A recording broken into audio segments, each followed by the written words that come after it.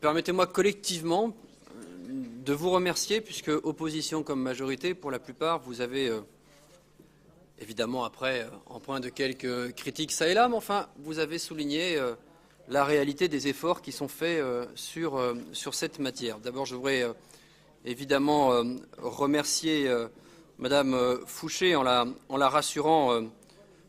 On y en parlera tout à l'heure sur la question notamment du plan route, mais également du plan vélo. Vos remarques sur le covoiturage, sur l'autopartage, sur les voies réservées montrent combien il est nécessaire de s'intéresser à la route, puisque c'est là-dessus que ça passe, c'est là-dessus que ça circule.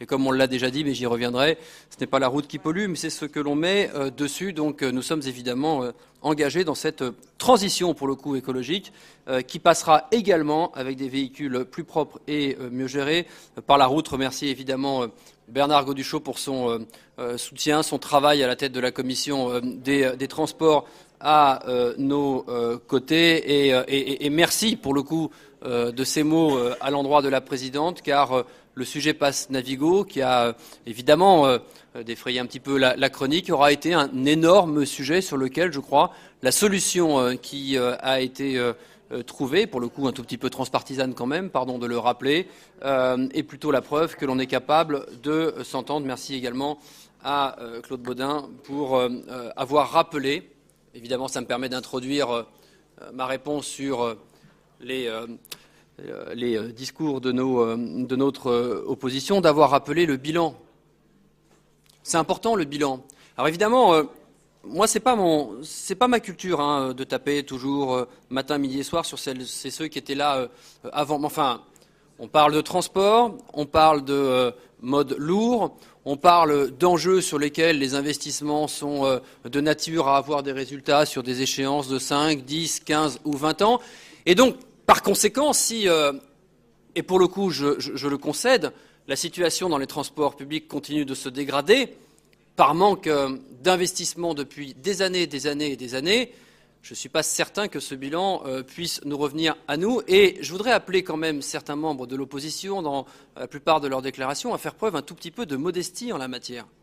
On est là sur un sujet qui intéresse 6 à 7 millions d'usagers franciliens tous les jours, qui sont véritablement en attente, qui n'ont finalement que faire de nos petites diatribes ici en séance publique et qui attendent des résultats. Mais on peut continuer à leur mentir et leur dire que la majorité Pécresse est nulle, n'a rien foutu depuis un an et qu'avant tout était beau. On est tous ici utilisateurs des transports publics et je ne suis pas certain que nous ayons eu ce sentiment d'amélioration des transports constante depuis des années. Alors pour reprendre quelques-unes de vos interventions, d'abord Madame Guibert, il n'y a pas de paradoxe à voir une augmentation du budget, c'est très intéressant comme fond de remarque. Vous dénoncez une augmentation du budget et en même temps vous dites oui mais en même temps c'est caractérisé par EOL, électrification de la ligne P. Bah oui justement. Ah bah oui justement, c'est-à-dire qu'on a débloqué quand même des projets qui l'étaient. L'électrification de la ligne P, je le rappelle, elle se baladait depuis 3 contrats de plan État-région sans être financée. Et donc forcément, quand vous débloquez des projets, eh ben, il faut les financer derrière et ça participe par nature, c'est tout le principe que vous évoquez dans votre intervention, ça participe par nature au déploiement des transports. Sur les schémas directeurs, dire qu'ils sont abandonnés, je rappelle que dans la revoyure du CPER que nous avons évoqué il y a quelques semaines ici même, on parle là d'1,4 milliard. Je ne suis pas certain qu'on puisse ainsi dire que ces schémas ont été oubliés. Alors sur le RERD, je comprends bien le piège politique qui consiste à faire des déclarations en séance publique qui seront enregistrées et donc potentiellement utilisées, qui vous invite à dire que vous êtes contre, évidemment, parce qu'il faut défendre les 9 à 11 000 usagers qui sont sur la branche malaiserbe du RERD et de dire ou de faire dire au président Baudet que lui il est pour. Eh bien je vais vous dire une fois de plus, ici, en direct, oui, a priori, je suis plutôt pour, et je l'assume. La RERD, ce sont 650 000 usagers.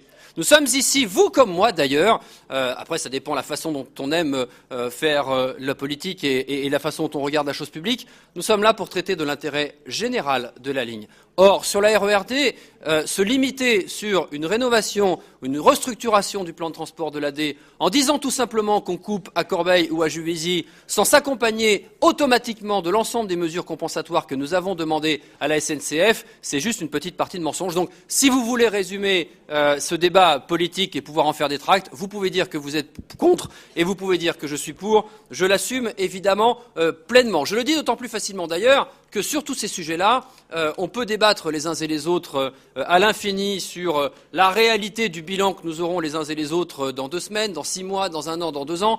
La matière qui est la nôtre est une matière qui va bouger sur des années et des années et des années. Et le seul élément, sur le mass transit, c'est-à-dire sur les réseaux lourds, qui peut nous permettre d'avoir des résultats rapidement, c'est qu'on ait le courage collectif.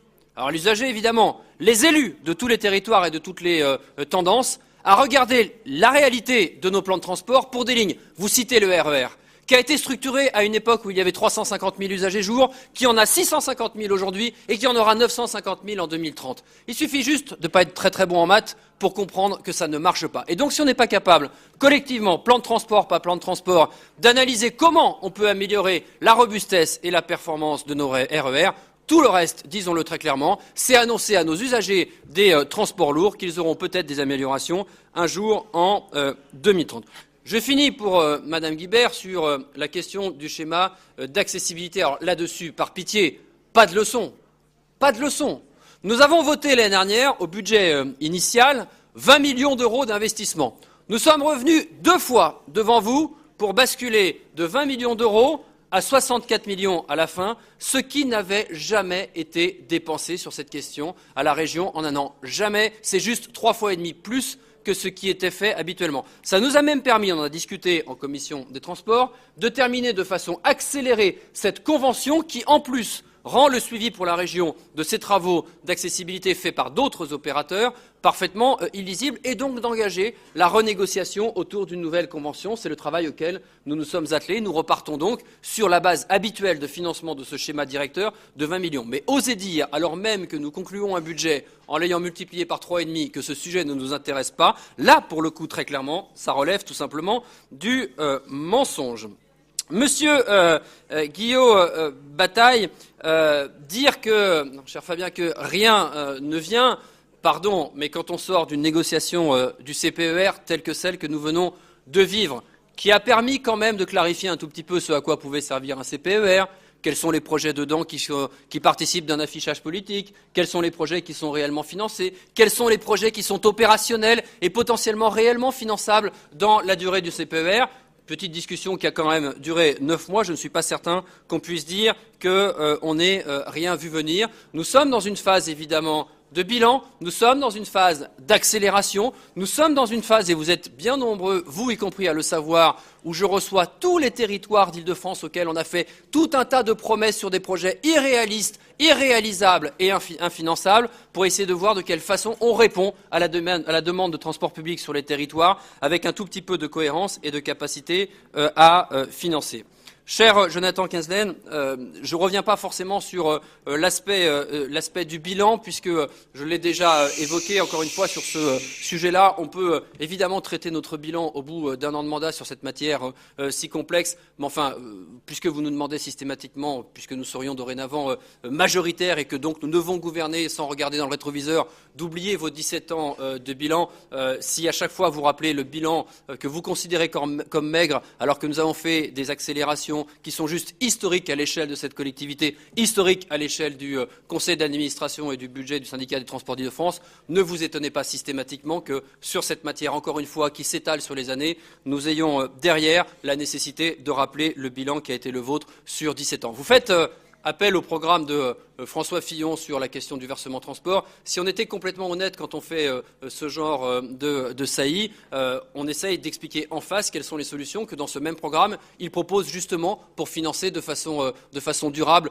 les transports. Vous ne le faites pas. Je pense que nous aurons dans les mois qui viennent très largement l'occasion de redébattre de ces questions. Enfin, Monsieur Romero et Madame Séné. D'abord, Ghislaine, pour le coup, tu ne m'as pas habitué à cela, évoquer le fait